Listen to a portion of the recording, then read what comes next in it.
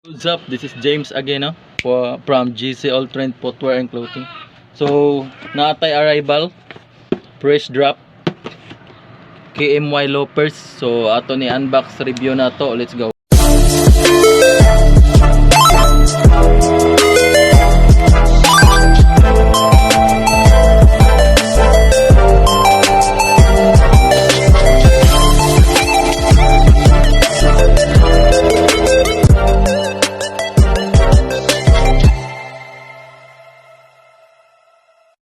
So sa box lang, no, brown box lang siya, tapos na siya naka-print KMY Loafers.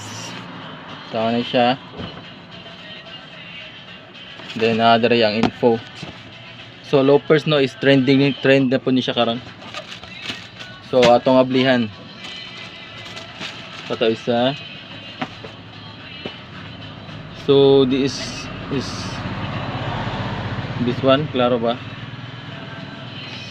So naa siya ay tapos hamis lang materials yung gigamit, and then yellow stitching siya, no, yellow stitch, and then sa outsole niya, so rubber outsole, so rubber, tapos na siya yellow sa lalom.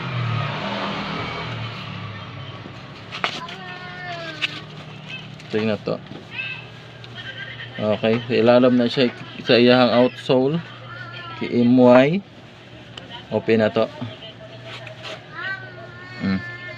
Muna siya sa iyahang insole. Nindot siya insole pad. Soft sad siya. Okay. So this shoes, no, is kuanta ni siya pang formal attire. O pwede siya pang streetwear. So no, maghimo sa tag video about outfit ideas ani ang loafers. So mao ni siya ang shoes ako ipakita ninyo.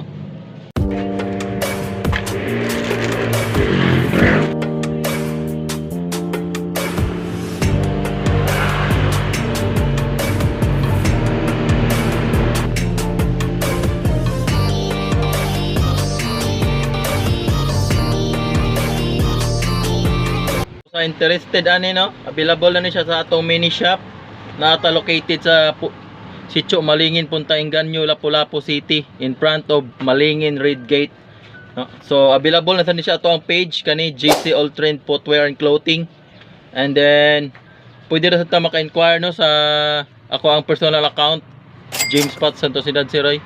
So kana lang mga idol, God bless, bye bye.